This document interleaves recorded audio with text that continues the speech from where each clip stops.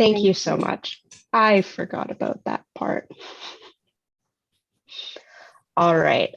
We are now live streaming, so we are available to the internet as well. So we'll call it this meeting to order. And we only have one discussion item today, which is our subcommittee updates. So we will go through those updates. I will ask the informal lead for each of those subcommittees to provide us with an update, and then the committee can ask some questions, have some discussion about the projects that each subcommittee has decided to pursue.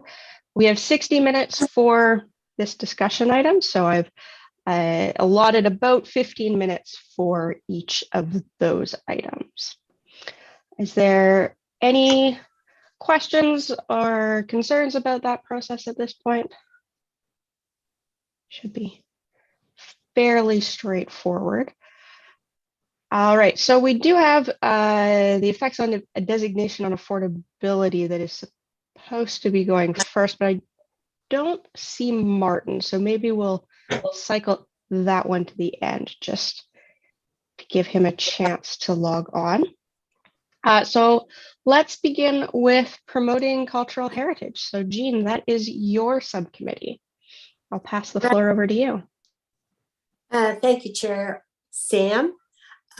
Promoting cultural heritage. And first of all, I'd like to thank my colleagues, Councillor Michaud and Ilona, and you too, Sam, for participating in two of our meetings that we've had in September and October. And we've settled on two main projects. And then there's a bit of information distribution that we discussed. So the first main project has to do with the walking tours, which are now available. If you go online to the city's website, you'll see it and you can download it in paper. I'll explain further what we're attempting to do. And the second one is a storyboard or an information plaque on Willow Lake Park. So first of all, with the walking tour, we really feel that this is available. It's really good information, and Michelle, our other heritage planner, put this together and put it on the internet. And I do know that many people who walk have downloaded it, but we feel that it should be more available to a bigger clientele than just by this paper. And also probably there's some things on the tour that need to be updated. So we're looking at walking tours that exist for the Civic Center, Victoria Park and Upper Dune area, and looking to digitize and, shall we say, get an app for it, and help the people who are newcomers to this city more aware and have easier access to it. And Ilona has worked extensively so far on this, and she has checked out what's available in Kingston and the Yukon. We also talked about having some other tours. I really like this, the Sunset Walk. And those would be live if we ever come to fruition out of this pandemic. We might get sunset walks. But Ilona, I see you are joining us. Would you have some comments that you'd like to make about what you found out and what you need to proceed now? So I did actually contact the City of Kingston, and I spoke to the manager of Heritage Promotion there. And he described the process that they went through to develop the app that they had. So they had a call for bids, I guess, and eventually the contract was awarded to My Tours, which is an app that's available. Like, they do many different types of tours in different countries, different areas. It's actually from New Zealand. But he said that they were also looking at a GIS-based system called ESI or ESRI.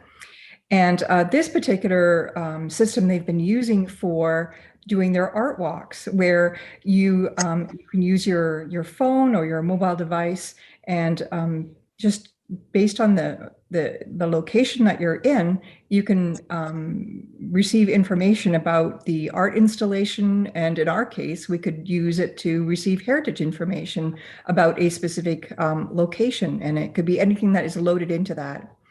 The issue then comes, is there funding available to do this kind of thing? Is this a priority within the planning department's budget? And so there's that. If there is money available in the budget, we could pursue that. Otherwise, there's also the option of perhaps looking at provincial or federal funding. And there are grants available, so that would be another alternative. Great, thank you. And also, Sam, I was going through the minutes and I see that you had given a reference for managing an app or doing an app, or could you highlight that? It was a reference, I think, in how we might proceed with it, or if we didn't have funding, how we could do it. Well, Go ahead, Alona, because I don't remember specific. Okay, it's in the minutes. It's a big one of those big long, labels. Okay, so I'm going to leave that there and come back to it, because as I see, and Alona has done quite a bit of work on this. So funding and resources are one of the things that will either help us or prevent us from going ahead with the project. And the second one is the storyboard for Willow Lake Park. Willow Lake Park received its recognition and designation with its name in 1998. And the residents of Lower Dune have been patiently waiting for this sign to appear with the information. And they have also raised money at, is it called the My Hood, the neighborhood? Anyway, they raised money so that they could get the sign. Now, granted, it won't be enough to pay for the whole thing, but some of it. What we have done, and I should say that this is a very interesting story. It goes from a mill pond to a lake to a floodplain. That's quite a history. And in the 1950s, this was the most popular swimming summer resort for the Kitchenerites. That was before Dune was part of Kitchener. And now it's this floodplain, it's there. And everybody comes through and they look and say, where's the lake? But we can tell more about it, the little history. So the protocol then has to be checked out with the city. And so Councillor Michaud and I met with staff and discussed the staff. I'm sorry, I'm thinking it's operations department, I think, and communications department, because there is a city protocol for placement. And what we need to understand is the Indigenous recognition, QR code, and staff's concern was that we need to hear what the protocol is before we do anything with the storyboard. However, as you all know, it does, if somebody says, okay, here's the money, it takes a lot of energy and time to do the research. So I have offered to prepare a draft and then we'll go from there. But again, we'll probably have to wait a little bit on the protocol. And I see again funding as interfering with this, with the go ahead. So that's the update on that. Oh yes, and then there are also tons of organizations, I shouldn't say tons, but many organizations that have the same aims and objectives as we have and wishes to gain more understanding of the heritage in this community. And I think there might be a way for staff, I know it takes a little extra time, but we could have linkage, and you as a member of Heritage Kitchener could get these newsletters by online and what have you, information about what's going on in the community. So if the committee members are interested, we could pursue that with Victoria and Michelle. But anyway, that's the overview. That's where we're at. Great, Okay, thanks, Jean. Michelle, did you have anything to add? Or do you want to wait for questions? Talking to me? Yes. Yeah. No, I think you covered it pretty well. I will just expand a bit on the Willow Park sign. Jean and I had a lengthy discussion with Denise McGoldrick and Josh Joseph about how the sign is going to place, and we've come up with a bunch of different options of the process of how we're going to get it done. But I also think that the sign can be part of the secondary master plan study that's going on in Lower Dune as well. That'll probably not happen until 2022.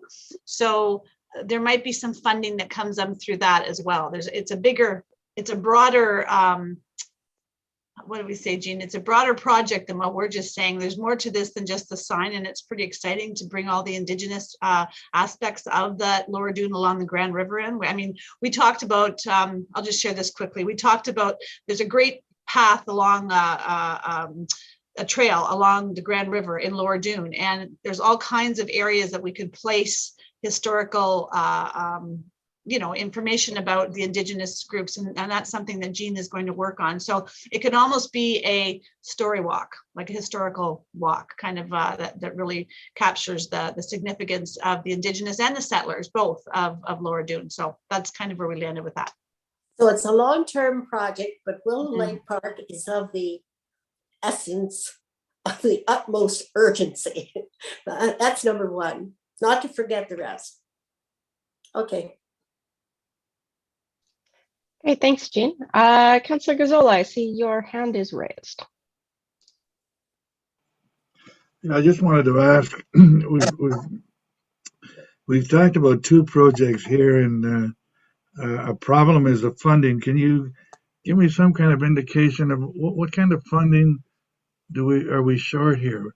What funding do you need for the sign, and what kind of funding do you need for that other program that you were talking about? Thank you, Councillor Gazzola.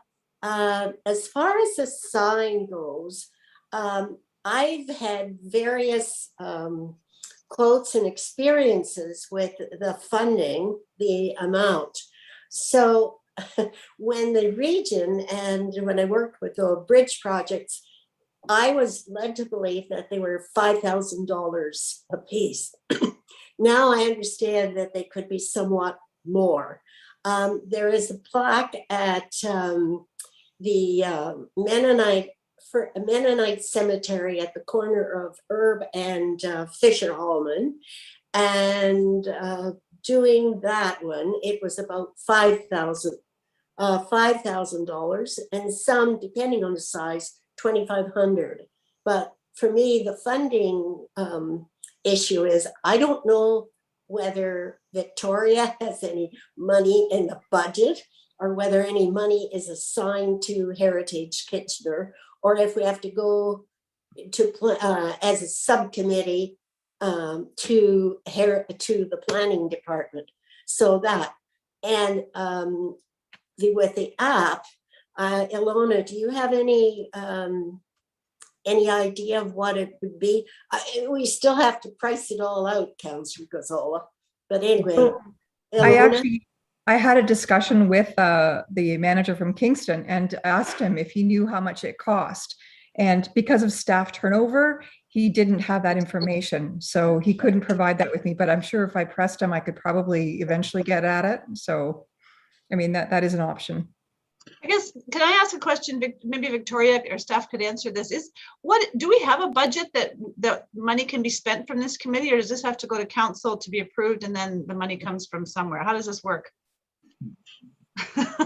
Yeah, thanks for that question, Councillor Michaud.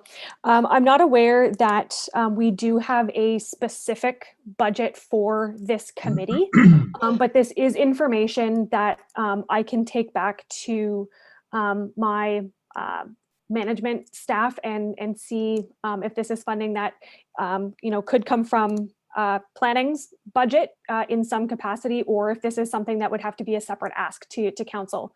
I can look into this though and provide an update to the subcommittee members on that.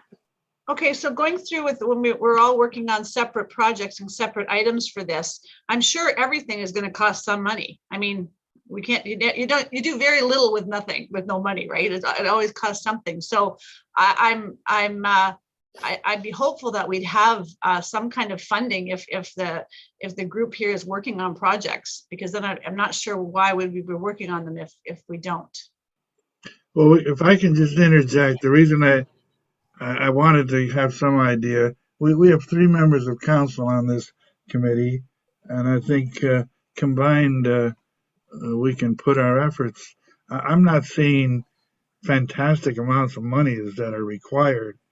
And I think there never is a budget until you start presenting a case and getting a budget. So Yeah, I'm glad to hear the kind of dollars you're looking for. I will look further into this as to if I can just give you a little story. A few years ago, I was involved with the cycling committee. I was the first member of council that got involved with that, and they started out. They would never had any budget, and they had a lot of projects. And you can see today they've come up with a lot of budgets and a lot of projects. So it's a matter of us really when we get into these things. There always is a cost, and we need to sort of get a ballpark figure of what do we need to do it, and then as I said, I think the 3 members of council should be able to carry that forward to help find those funds. So. Okay. Thank you. Thanks, Councillor Gazzola. Thank you, Councillor Gazzola. I see Garrett Stevenson. Staff has raised his hand, so I will pass the floor to you. Thank you, Sam. I just thought I would offer a point of clarification around some of the budget work that would have to be done. So Councillor Michaud has spoken about the specific example of how this work may be incorporated into a larger secondary project for this specific sign. Oftentimes when we want to do heritage Kitchener improvement or an urban design improvement, it's identified through those projects, and then we can put it into the next capital budget to make it funded. So we don't have a dedicated funding source, but if there is an idea that is supported by the committee, depending on the amount, that's something that we can work into a capital budget, which ultimately gets approved by council. Thanks, Garrett. That's very helpful. You're welcome. If I may, through to you, Garrett. This is all great. Submit a number, but how detailed would you need to have the proposal? So it's going to depend if it's an isolated recommendation from this advisory committee on an expenditure that we might bring to council. And if that were the case, we would work with purchasing in order to get proper quotes. And the detail depends on the amount of the money. There are some amounts that require greater detail and would require more than one quote. So if there was something that was identified, Victoria and I could work with purchasing and with our capital budget to look at what that may mean.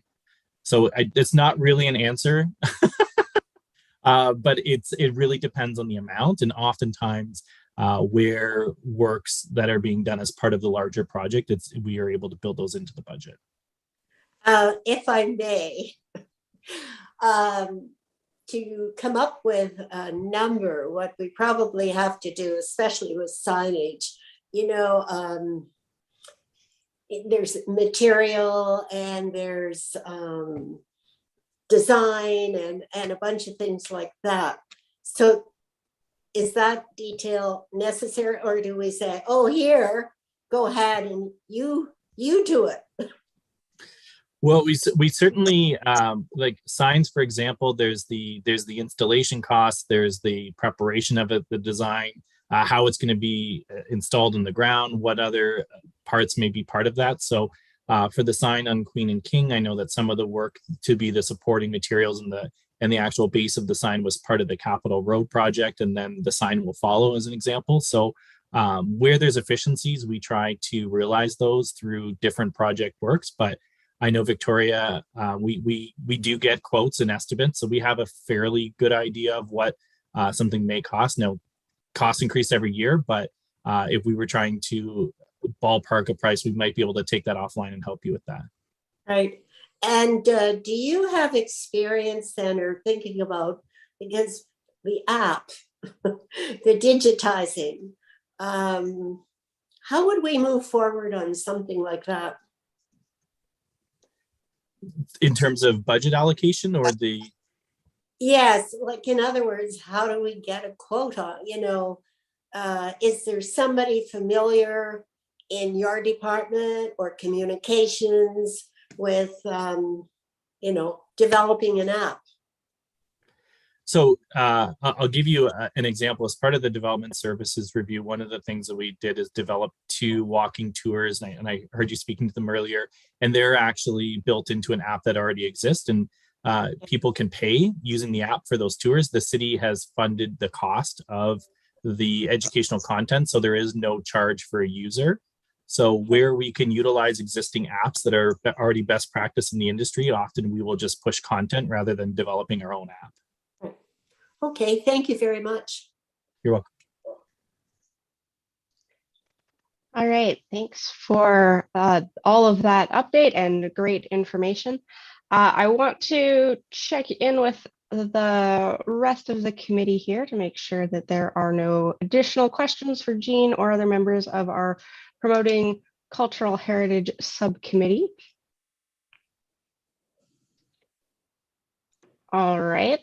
I do also want to make sure that the committee is comfortable with the subcommittee for promoting cultural heritage moving forward with these projects. And I want to make sure that there's no red flags on the part of anyone on the committee. All right, great. This is nice and easy. So I think next steps for Jean and the subcommittee will probably be to connect with Victoria and staff regarding working out some of the budgeting process for the projects. I think that will be the next key step for this subcommittee, as that is the direction that those projects are heading. Very good. Thank Great. you. All right. Well, we'll look forward to the next update at our next meeting. Thank you. All right. We're going to continue along here. Martin, I see you've raised your hand. Hi, I apologize if it's not appropriate, but I was wondering if it's possible to go next, just because I'm worried that my connection might not be as good later on, if that's a reasonable request. Absolutely. Martin, why don't I just pass the floor over to you right now to talk about the effects of designation on affordability subcommittee.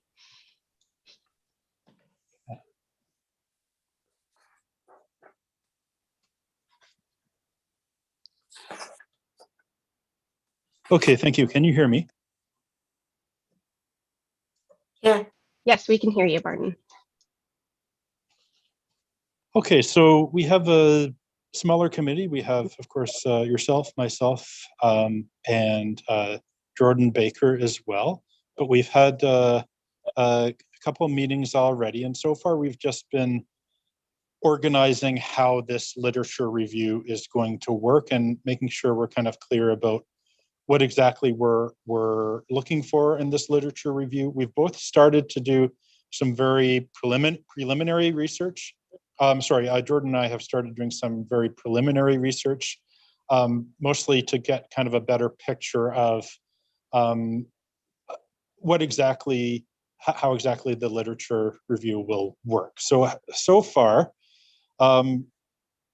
we narrowed things down to we have quite a few questions that are related to the broader question, which is what are the effects of heritage designations on housing affordability? And we might break up the idea of heritage designations.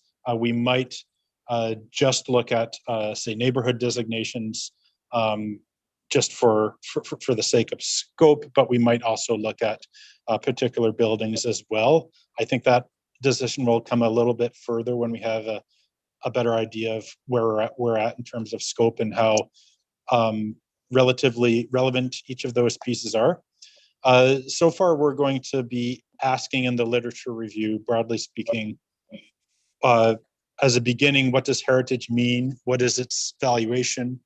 How has affordability shifted or changed in the past 10 years? What are other municipalities or regions doing about heritage and how they're considering its effect on affordability, and just kind of looking at the different ways heritage designation might affect affordability and the evidence behind various perspectives. And the sort of sub-questions of that are whether or not heritage districts affect the type of buildings that can be created, or the same kind of question regarding more specific designations for buildings. And then, of course, we want to really look at the specific features of Kitchener's heritage districts and or buildings, like the requirements, how they relate to other heritage districts, particularly if we're looking at any studies on the effect of heritage designations on affordability there. We'll want to really be able to compare, like with like, and, be clear about where some comparisons don't match or don't perfectly match. Another kind of sub-question would be looking at, does the geography of where districts are located affect affordability or desirability? How heritage is valued amongst different groups? Our scope, we're going to focus on North America, the past 10 years, just to not go too broad and to make it too difficult. Within those broad questions, the first things we're looking at, which we see as most immediately pressing and which we've already which we're already looking at in our research, is what does heritage mean locally? How has heritage shifted in the past 10 years? And how, broadly speaking, heritage designations affect affordability. So this is early on, and this is pretty high level, to be clear. Another thing which we thought was really important to kind of think about right at the beginning is how our methodology will look for a literature review, in order to just kind of be aware of our own biases and avoid, say, for example, cherry picking of sources or that kind of thing. Our approach is going to be two-pronged. So on the one hand, we want to have kind of a focus where we're having, like you often see in literature reviews, having, the same kinds of keyword kind of searches and kind of identifying what those are and how many responses we found and why we included or didn't include results based on relevancy. The caveat to that, though, is that that's not necessarily, that might be a hedge against perhaps our own individual biases, but not against, the inherent bias of a particular database that we're looking at and the kind of sources that they have versus a different database. So we're also just going to make an attempt to really make sure that when we're doing our literature review, we have a broad depth of perspectives. So if just kind of looking at some searches from a few different sources, we might not get at necessarily all of the perspectives, or in particular, maybe some of the more, within a particular perspective, maybe a more prominent article or perspective within that. So far, we've just been kind of beginning that we just began that search, and Jordan has, I don't know if Jordan wants to talk a bit more about this, but Jordan has reached out to University of Waterloo and their planning department in particular, and he met with the library liaison for planning, and I think that's really good and promising. We're hoping to have the opportunity through university and hopefully through the through this contact, being able to access the university for our research, and that would certainly make our job much easier. So far, I've been kind of looking on JSTOR with their free articles.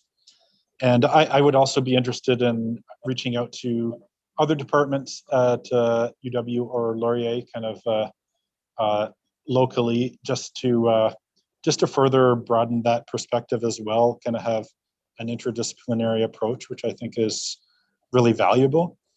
So that's kind of where we're at right now. Our next steps are, seeing more about, what we can do with the universities, and just doing a little bit of a broader search, just to kind of better familiarize ourselves with the perspectives, and then kind of going into a bit more of an organized kind of search that's kind of accountable based on, why we included or didn't include certain articles, and while doing so, putting together an annotated bibliography to kind of get us started on that literature review.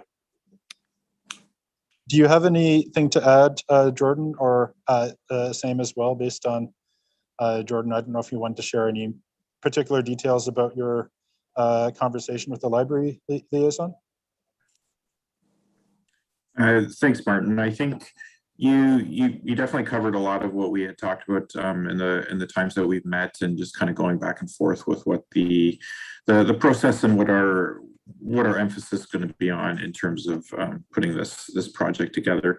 Yeah, I did have a really good meeting with the planning librarian at UW, who is quite excited and passionate about what we're working on, and I think is going to be a really helpful resource in terms of not leaving any stone unturned in terms of helping us really find what we're looking for in terms of materials to do with this project, and really kind of getting a sense of what's been happening in North America literature-wise over the last 10 years to give us a really good, strong foundation to build something from.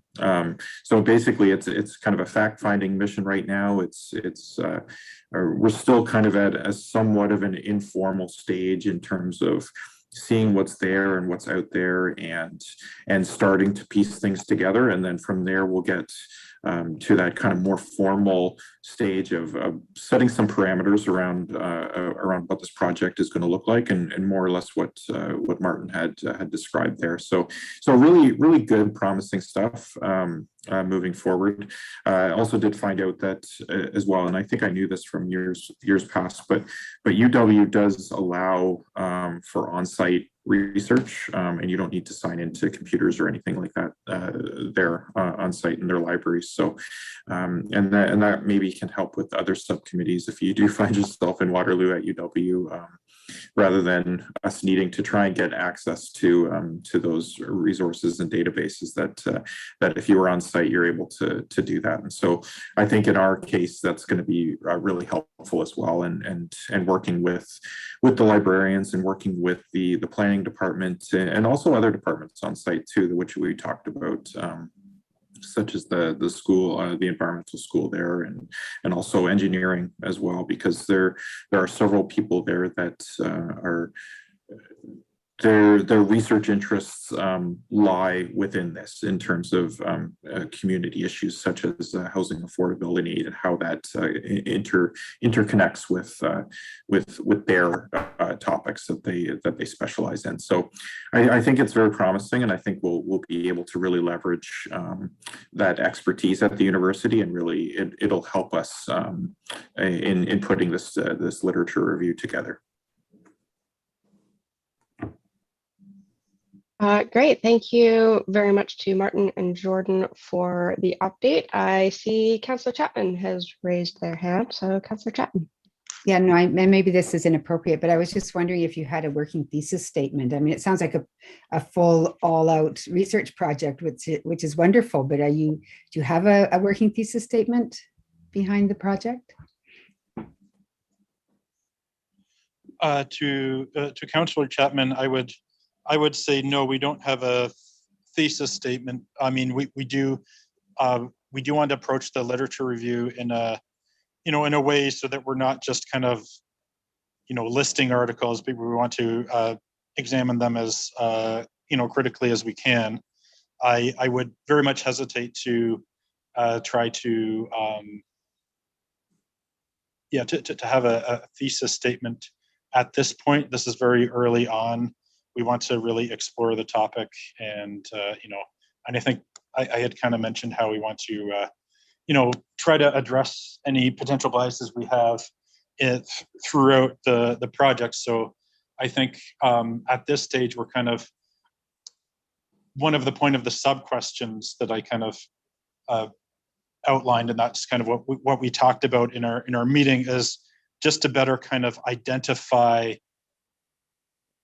how, where, and why we might come to various conclusions. What the dependencies of a particular point of view might be, and what and maybe I didn't quite go into as much when kind of thinking about methodology within the papers we're looking at. I think that's one important part as well, looking at what are the assumptions and methodologies, and of course evidence behind various perspectives that we'll find out there. So we're not quite at the stage where we're going to, and the question of whether or not we'll be able to come to some kind of very clear conclusion, I think as well at this point also is is a bit dependent on our review and what we make of it. So we don't have a thesis statement or anything as anything approaching that level of ambition at this point. Jordan, it looks like you maybe have something to add. Yeah, yeah, there we go. I agree, Martin. I would see that the thesis statement might even be the last thing that we put together. We will probably wind up with some kind of hypothesis based on preliminary research once we really get into it. But it's really going to come down to what is the literature telling us, and what are people saying? What is that research telling us, and all the best practices and all of that we find over the next little while.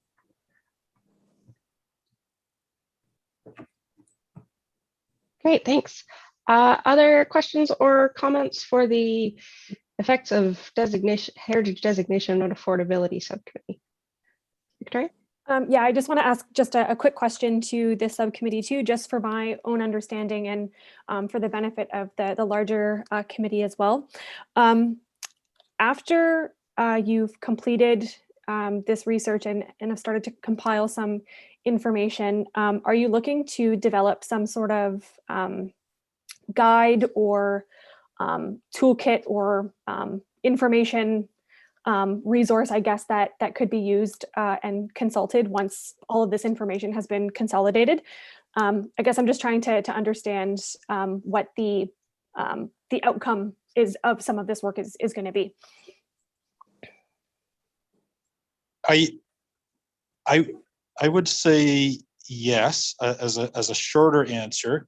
I guess the longer answer would also be that would depend a bit on what our research comes up with. But I would think that the end result wouldn't just be a literature review somewhere that people can look at if they'd like to. I think it would be useful, and the degree to which we can easily do this might depend on the findings of the literature review. But I think if we're able to find best practices, things to avoid, things that we might want to do in order to have, a better effect on affordability, then I think that it would be reasonable to think that to hope that we can put together a toolkit. I think that should certainly be a goal. And my only hesitation is just that I don't know exactly at this point exactly what it would look like, but broadly speaking, we would want to, simplify our findings in a very accessible manner so that people can refer to it at different points of time where relevant, and then we would have that broader kind of base of research to kind of back up maybe the recommendations that are in that toolkit.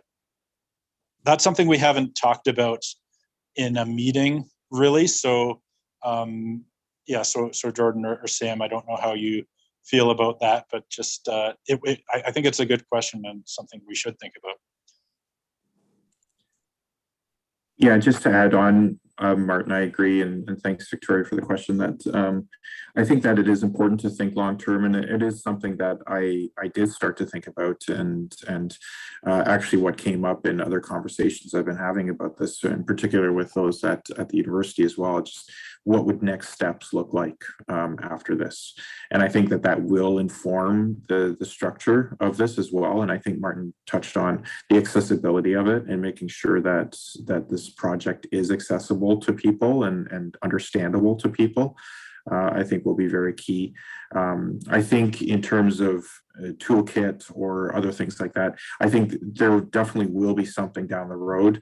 I think that this lit review should be treated as its own separate kind of thing with, as a secondary project kind of coming down the road as a result of it. But my hopes would be that this type of document could be a foundation for multiple projects and uses down the road. I think that would be the most value for it.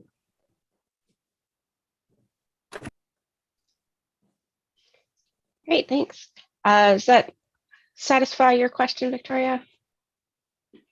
Yep, that's great. Thank you. Perfect. Excellent, thank you. All right, are there any other comments or questions for this subcommittee?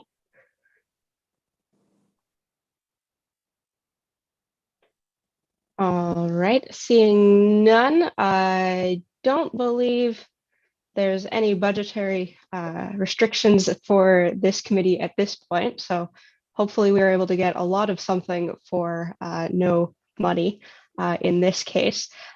So I will encourage Martin and Jordan to continue on with their research and to let us know if they require any additional resources, including any sort of research resources, which I assume would be the main requirement for your project. But we look forward to hearing what you come up with between now and our next meeting. All right, so next is our Decolonizing the Heritage Process Subcommittee, and I will pass it over to Robin. Great, thank you, Sam. And that's actually a great segue, because as folks were talking about money, it just shows difference in our backgrounds here and difference in opinions, because I'm from the nonprofit sector and we do an awful lot with no money all the time. So it's very possible to get a lot for nothing. But anyways, I'm working with Jordan. Sam was there. I missed our first meeting. But essentially our goals as a subcommittee are to really look at the heritage process in Kitchener. And what kind of norms and things are being upheld by this process that someone decided on at some point, and we haven't had a chance to really reassess. And so that sounds really big, but how are we going to do that in a clear, specific way?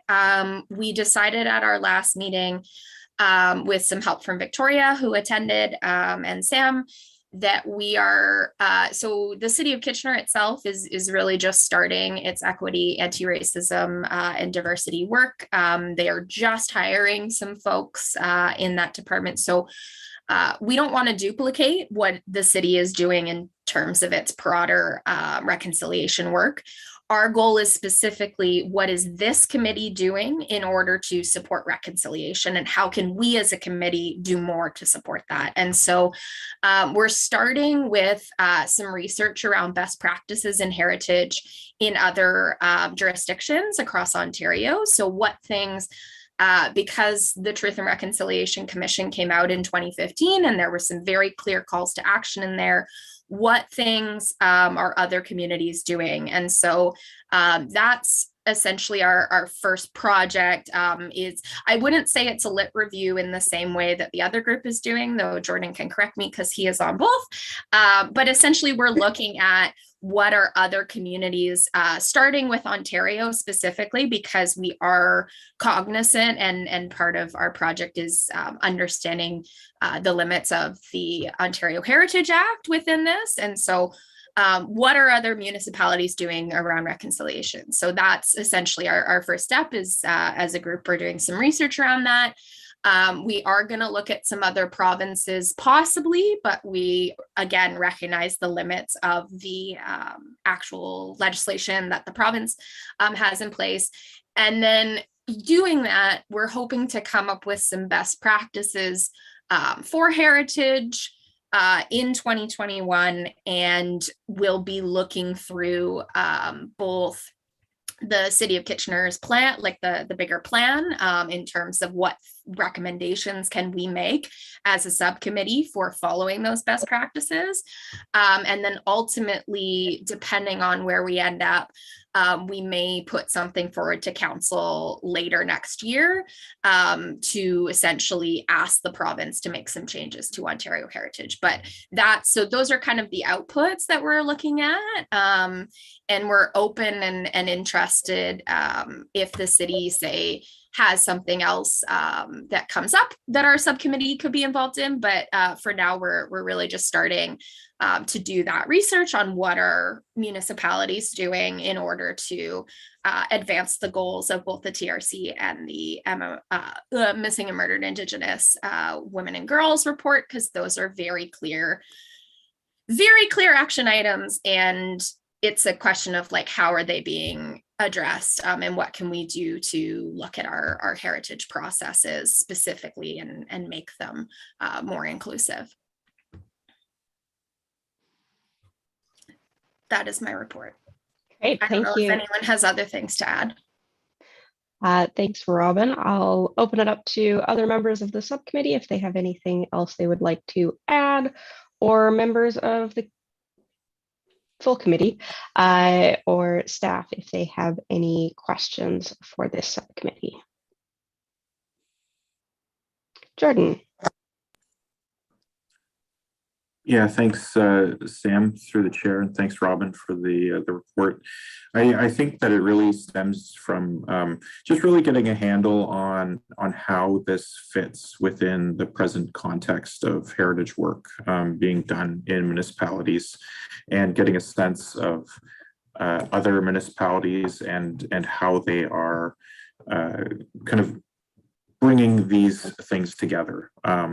In terms of how it fits provincially within the Heritage Act, as well as locally within the heritage work being done. So to Robin's point, it's not quite a literature review, it's more of kind of a context review of things within kind of how things exist right now, and just getting a handle on things. So again, somewhat big and broad, but it will definitely narrow in focus as we begin to see what that context actually is, and how it fits within the different recommendations from the Truth and Reconciliation Commission, and so on and so forth. So, yeah. Great, thanks, Jordan. Councillor Chapman. Yeah, just a quick question, and it may be too early to answer this, but are you aware of any other municipalities that are looking at this? We're just starting our research, so it is definitely early, but I do know, for example, like folks might not know this, but I was working on my PhD in history in London, which is the best public history program in Canada.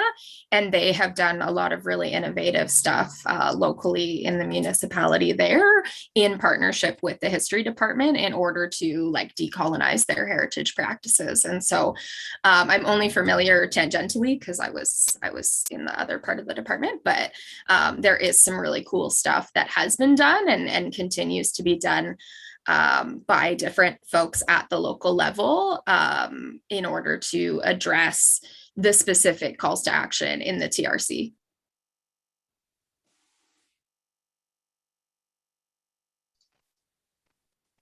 Great, thanks.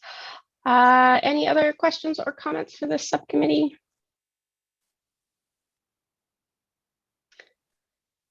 All right, well, seeing none, I believe this subcommittee also has no budgetary asks at this point. So I will encourage you to continue working on your research and seeing where that information takes you, and we'll look forward to your report at the next meeting as well. And of course, if you have any concerns in the meantime, please do get in touch with staff. I'm just going to put that out there for you, Victoria. All right, so on to our last subcommittee update. It's our designations and the Municipal Heritage Register. So I will pass it over to Peter for that update. Thank you. I hope my internet connection remains stable enough for the next few minutes. The Designation Subcommittee has met twice, thanks to Sam arranging all of the schedules for us. We had quite a good discussion in both meetings, and we've come up with a couple of different strategies that we would like to pursue that would eventually sort of may sort of round themselves out into projects. But I think that I'd like to start with the, we had some questions about really general knowledge that the committee has about the designation process. So sort of one sort of piece of education that we found that we're kind of lacking is that we really don't have a good knowledge of the exact process of what happens if someone says, I would like to designate my home or this building that I own. So we were thinking, how do we get to that? And one is it was great that we thought that we could get somebody to actually go through the process and we could follow them through it. And that could be part of our education process. And Councillor Chapman mentioned that she may be willing to be the guinea pig for that process. So the it's I think it's a question of sort of for me is sort of what's the Gantt chart to designation. Who does what when? What are the things that have to happen? How long does it take? Who takes the initiative? And what are the ramifications of all the steps involved? So there's the knowledge of how the process of heritage designation works for both private individuals and their properties or corporations and their properties. But there was also some discussion about how does it work, for example, properties owned by the city, right? So there are properties like City Hall. There are bridges, right, that are properties of interest. Pioneer Tower has no designation to it. So there are these properties that are out there that may not have the same kind of potential pushback as properties owned by individuals that could also be promoted for heritage designation. I think the other the other aspect of the education that we're sort of that we're lacking is really understanding the resource that is the heritage, is the buildings of heritage interest that the city has, that the city of Kitchener has. And so we know that there is a list, a very comprehensive list that has been compiled over the sort of years of effort, and that how do you access that list, right?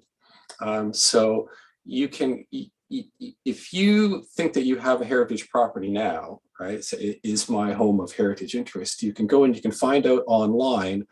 Yes, I can find out all the list of all the addresses of all the properties that have an interest, but that's kind of where the information availability ends, right? So I'm working on a project in Brantford on a home that was built in the 1880s. And I asked the question, I said, you know, is this property on the Heritage Registry? And I was able to go to the city of Brantford and find out not only is this property on the registry, but I could find out all of the information that they had about that property, right?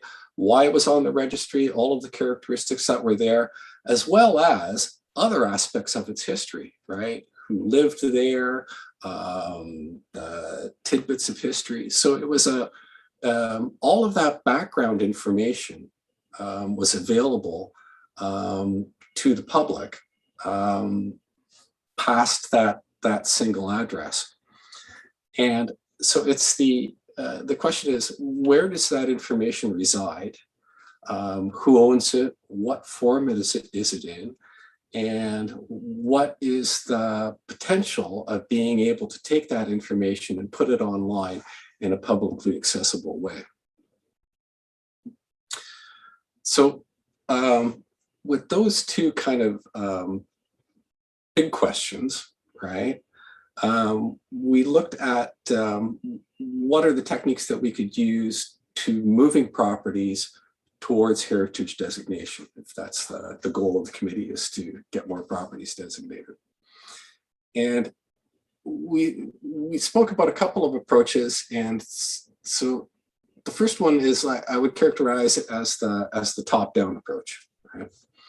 So we have this heritage list of heritage properties, and that they are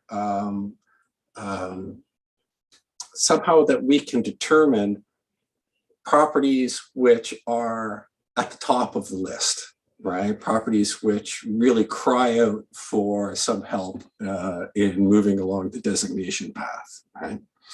And that using the heritage list to help identify some of those properties, then the role of the committee would then be to then work with those specific property owners, whether they're individuals or the city or whoever, in order to help them along the designation process and help them sort of move along. So it's a very sort of individually targeted approach, targeted to a very select number of properties. The other approach, which I call the bottom-up approach, right, sort of goes back to the idea of all of the heritage information being available to the public online.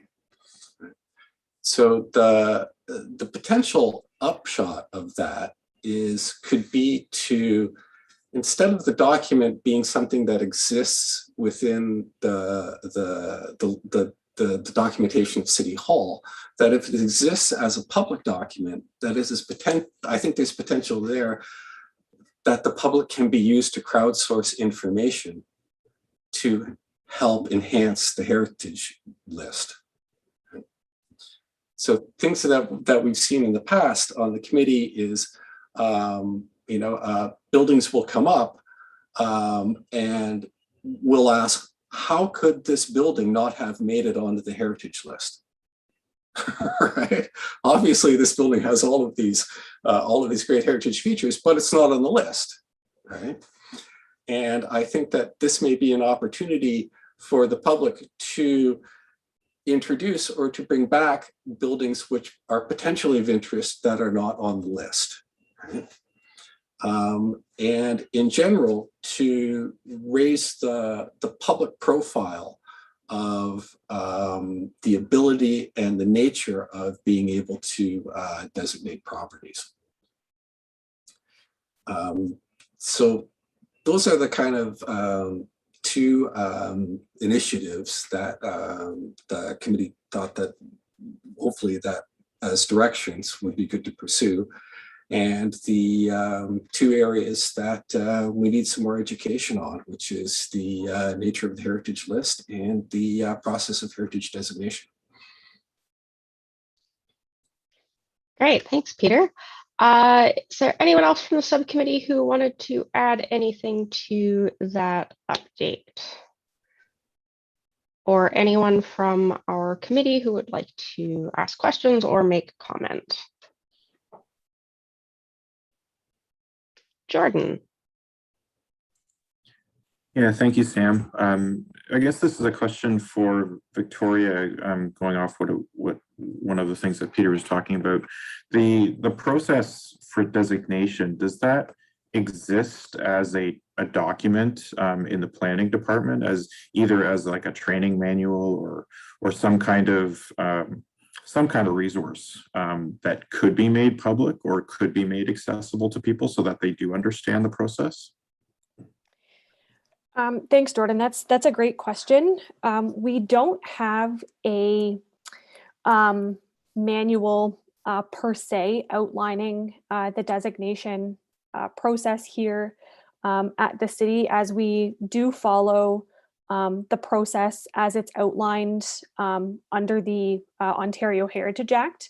But I do understand where this subcommittee is coming from with respect to how does a property owner get to the point where we start going down the path of designation as it is outlined within the Ontario Heritage Act.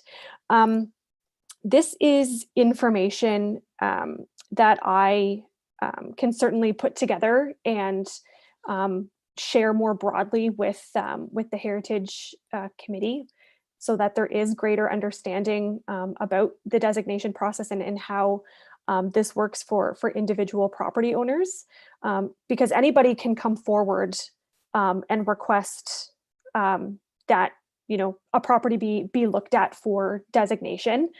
It could be a member, like the property owner itself. It could be a member of this committee, a member of council, or just a member of the public in general.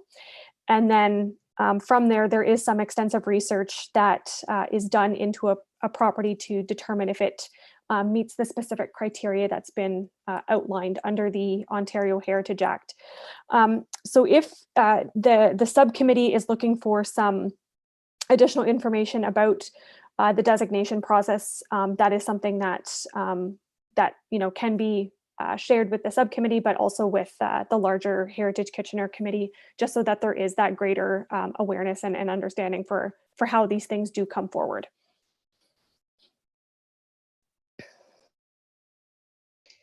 Councillor Chapman. Yeah, this is also a question for Victoria. So when the list of 1,000 properties was reduced to 250 listed properties, is there no record of the process that was done to take many of those properties off that list or not include them on the shorter list? Like, I mean, we've got these lists. Surely there was a process and there's data available somewhere. Yes. So when the heritage inventory was reviewed between 2006 and 2015, that review was undertaken as part of a 4-step listing process that was approved by council. And there was a subcommittee of the Heritage Kitchener Committee that was formed to help undertake an assessment of these properties. There were field teams of volunteer members that went around to various parts of the city and conducted fulsome site visits and assessments of these properties and made recommendations to the Heritage Evaluation Subcommittee as to whether the property should be added to the Municipal Heritage Register or whether the property did not warrant listing under the Municipal Heritage Register. We do have that information housed within the planning division. We have hard copies of those assessments that were completed, and we do have some meeting minutes from when those discussions took place at the subcommittee level. But that information is housed within the planning division and is not something that we've posted publicly at this point. And as a subcommittee of this committee, could we request that be scanned and that it be shared with our committee? Because I mean, otherwise we're starting from zero. And if that work has already been done, it makes sense that information be available to us. Yeah, so the properties that are on the Municipal Heritage Register right now are the properties that met the criteria under Regulation 906 of the Ontario Heritage Act, meaning that these properties do have cultural heritage value or interest. All of the other remaining properties that were on the former inventory were determined to not meet that criteria for listing under the Municipal Heritage Register. There are a select few properties on the inventory that were not assessed fulsomely, given that we did not have access to those properties. So there are a handful of properties that are still on that inventory that have yet to be researched in greater detail, but the working list of properties that have been identified as having some cultural heritage value or interest are those properties that are included on the city's Municipal Heritage Register, which is available on the city's website.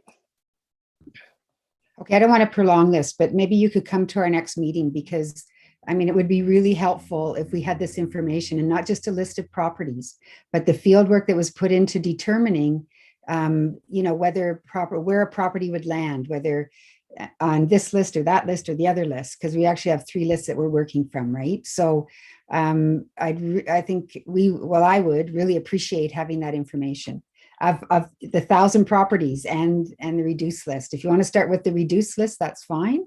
But there are some properties that I know have become of great concern to the public that were not on the short list, but that were on the long list. And the question is, how did it get onto how did it not get beyond the short list? So we can discuss this later, but that would be, if it costs money, then that would be an expense, I guess, but it would be very helpful for us.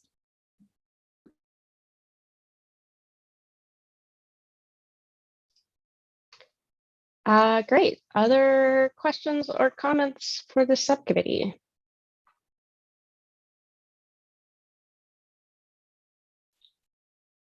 All right, well, seeing none, I think Councillor Chapman's suggestion to have Victoria attend the next meeting would be very fruitful, just to further refine the direction for the subcommittee and sort of help define the next steps.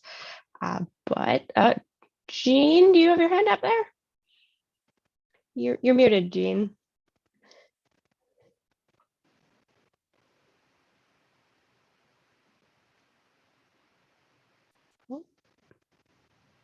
Okay, There you go. now, okay, I thank can hear you now.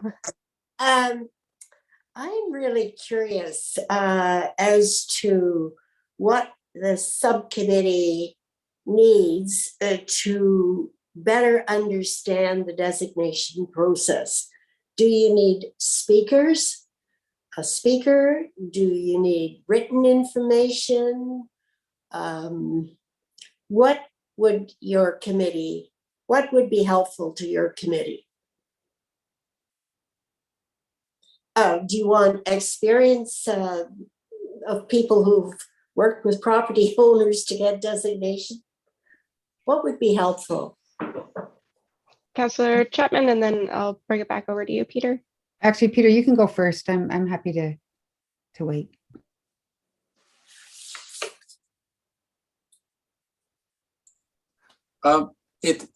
What I had kind of imagined would be something like a guide, right? The funnel thing would be a guide to what happens when you want to designate the property, right? The steps, the durations, the approvals, it's now a process that resides in documents and legislation, right? The process exists there.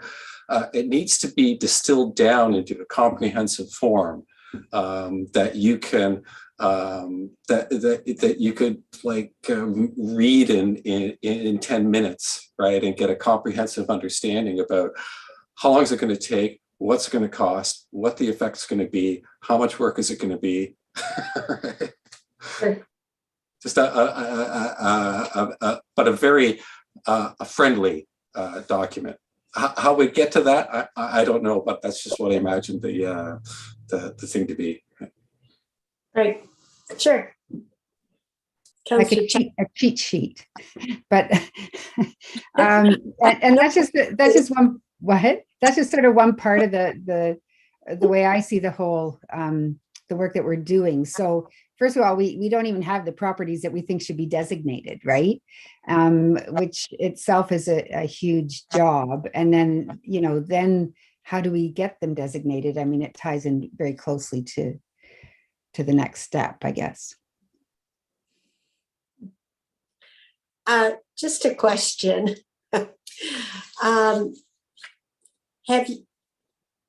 Have either of you considered taking a property on the list that you think it should be really designated and finding the owner and adopting the property and then have your conversation with the owner? I will say that it's not a matter of saying, oh, now I want to designate it to the owner. Like, that's shock. They'll immediately slam the door in your face if you ever did that. But like, to me, it's developing relationships with owners a lot and encouraging people to understand that it's not a threat and it's very helpful to the neighborhood and so on. It's a long process. There's more that isn't written. So I don't know whether you've ever thought of it in that light. I haven't, but I think that's very helpful. I mean, I think, as I said, yeah, but we're at such a preliminary stage, and that sort of suggestion will be very, very helpful if we come to a consensus on a property that we want to, maybe my house, that we want to work through. You don't have to convince me, though. We need to find, not just look at that, but yeah, I mean, I think that will be very instructive for us as we look into the, and Ilona is also on the committee. I think we might have Danny on the committee as well. I'm not sure. And I think Martin was on the committee at one point, but anyway, so you're welcome to speak up as well. Right. Victor, can I speak? Victoria has all the nuts and bolts of the routine, she has all that. But in my experience over some 45 years, heritage designation and convincing owners it's all about relationships. And I would say in the last in the last 6 years, heritage designation and properties, it's been very quiet in the media. And we only get to hear about heritage and its importance when the demolition ball comes to the property. And we have to start doing more of that. So like talking about it. And it's, you know, when I meet you at the market, Peter, we can talk about it. And Debbie, when you meet somebody in the grocery store, you talk about it. Every Saturday, 8 o'clock. Sorry, I'm too late. But it's surprising what can happen with your meetings, the incidental and the encouragement. So anyway, but as I said, Victoria, and at the beginning of the term, we got a whole package full of documents to use. But it's what is not said is probably more than half the battle. Thanks, Gina. I'm willing to talk more to you about it and my experience, if you wish. Thanks, Jean. I'm sure that will be very valuable once the subcommittee gets a little further along on their steps to have some of your experience. Martin, I saw that your hand had been up, but it is now not. Did you have something you wanted to say? Oh, I was just going to say, I am on 3 committees, so I am still on the Heritage Designation Committee and the Decolonization Committee. I apologize for not being able to make more recent meetings. If it is a matter of, you know, not being able to be helpful at a committee, if I'm not able to make it as much, then I certainly wouldn't be offended as well. But I'm still happy to join in as much as I can. Great, thanks, Martin. All right. Any further comments for our designations and Municipal Heritage Register subcommittee? All right, seeing none, are there any final comments about our subcommittees before we move on to our next item?